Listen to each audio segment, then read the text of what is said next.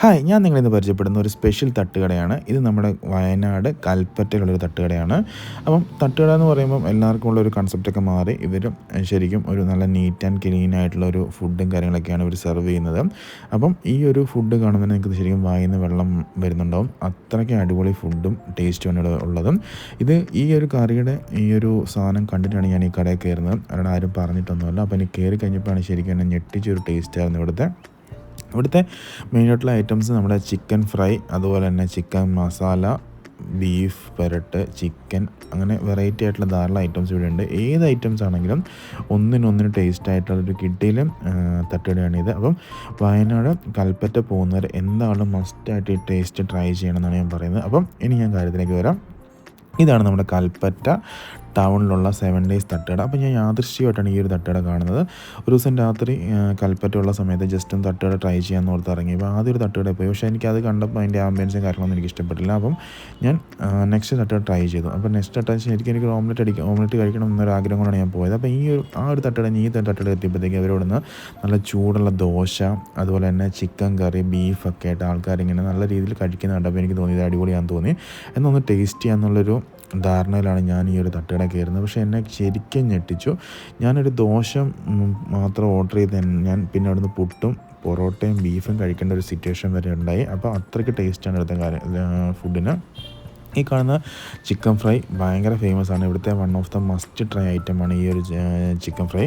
അപ്പം ഈ തട്ടുകട പേരെന്ന് പറയുന്നത് 7 ഡേയ്സ് തട്ടുകടയാണ്. ഈ 7 ഡേയ്സ് തട്ടുകട നമ്മുടെ കൽപ്പറ്റ ടൗണിൽ തന്നെയാണ് ഉള്ളത്. നമ്മുടെ ചെമ്മണ്ണൂർ ജ്വല്ലറിയുടെയൊക്കെ അടുത്തായിട്ടാണ് ഈ ഒരു തട്ടുകട ഉള്ളത്. അപ്പം ഇത് നമ്മുടെ രാത്രി ഒരു ഈവനിങ് മുതലാണ് ഈ ഒരു തട്ടുകട സ്റ്റാർട്ടാവുന്നത്. ഇവർ ഈ കൗണ്ടർ പുറത്തുണ്ടെങ്കിലും ഇവർക്ക് നമുക്ക് ഈ ഫുഡ് ഇരുന്ന് കഴിക്കാനുള്ള സ്പേസ് നമുക്ക് ഇതിൻ്റെ ഉള്ളിൽ അവൈലബിൾ ആണ്. ഞാൻ അവിടെ പോയപ്പോഴാണ് മനസ്സിലായത് ഇതിനുള്ളിൽ വിശാലമായൊരു ഷോറൂം ഉണ്ടെന്ന് എനിക്ക് മനസ്സിലായത്. അപ്പം ഈ ഒരു ബോബി ചെമ്മണ്ണൂർ ഇൻ്റർനാഷണൽ ജ്വല്ലറിയുടെ അവിടെ നിന്ന് കുറച്ച് മുമ്പോട്ട് വരുമ്പോഴാണ് ഈ ഒരു തട്ടുകട ഉള്ളത്. ഈ ഒരു തട്ടുകട ഫ്രണ്ടിൽ കണ്ടാലും ഇതിൻ്റെ ആൾക്കാർ മുഴുവൻ ഉള്ളിലെ റൂമിലിരുന്നാണ് കഴിക്കുന്നത്. അവർ റൂമിൽ നമുക്ക് സെർവ് ചെയ്യും. അവിടെ ശരിക്കും സിറ്റിംഗ് കപ്പാസിറ്റിയും കാര്യങ്ങളൊക്കെ തന്നെയുണ്ട്.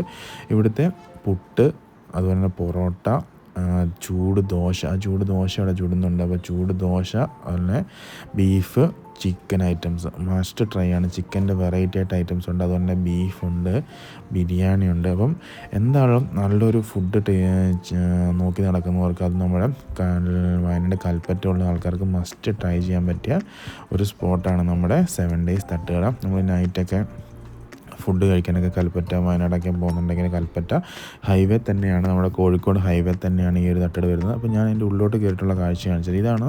ഞാൻ എൻ്റെ ഉള്ളിൽ കയറി ഇരുന്ന് സിറ്റിംഗ് ആയിട്ടാണ് ഞാൻ കഴിച്ചത്. ഞാൻ നല്ല പുട്ട് കഴിച്ചു, പൊറോട്ടയും ബീഫ് ഫ്രൈയും കഴിച്ചു, ചിക്കൻ മസാല കഴിച്ചു. ചിക്കൻ മസാലയുടെ ഗ്രേവി ഒന്നും ഒരു രക്ഷയില്ല, അത്രയ്ക്ക് സ്പൈസി, നല്ല ടേസ്റ്റി ആയിട്ടുള്ളൊരു കിടിലൻ ഗ്രേവിയും അതാണ്. ചൂട് പുട്ട്, അതിൻ്റെ ചൂട് ദോശ കിട്ടും, നല്ല അടിപൊളി ബീഫ് ഇവിടെ നമുക്ക് കിട്ടുന്നുണ്ട്.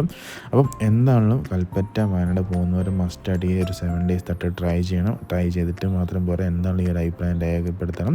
നിങ്ങൾ ഇവിടുന്ന് മസ്റ്റായിട്ട് ചിക്കൻ ഫ്രൈ കഴിക്കണം, അതുപോലെ ബീഫ് ചിക്കൻ മസാല, ഈ ഒരു കോമ്പിനേഷൻ ട്രൈ ചെയ്തിട്ട് വേണം അഭിപ്രായം പറയാം. പിന്നെ ഇവിടെ നമുക്ക് ദോശയുണ്ട്, പക്ഷേ നമുക്ക് ദോശയ്ക്ക് സാമ്പാറും ചട്നിയും കിട്ടില്ല. നമ്മൾ എന്തെങ്കിലും ഒരു സൈഡ് ഡിഷ് കറിയായിട്ട് ഓർഡർ ചെയ്യണം.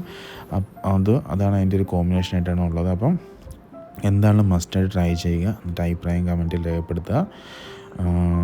ഇത് ലൊക്കേഷൻ വരുന്നത് നമ്മുടെ കൽപ്പറ്റ ടൗണിലെ ബോബി ചെമ്മണ്ണൂരിൻ്റെ അവിടെ നിന്ന് കുറച്ച് മുമ്പിലോട്ട് പോകുമ്പോഴാണ് വരുന്നത്. ഇതാണ് ഇതിൻ്റെ ഒരു സിറ്റിംഗ് ഏരിയ വരുന്നത്. ശരിക്കും ഒരു റെസ്റ്റോറൻറ്റ് സെറ്റപ്പ് തന്നെയാണ്. പിന്നെ നല്ല നീറ്റ് ആൻഡ് ക്ലീൻ ആണ്, അതിന് എടുത്ത് പറയേണ്ട ഒരു കാര്യം. സോ അഭിപ്രായം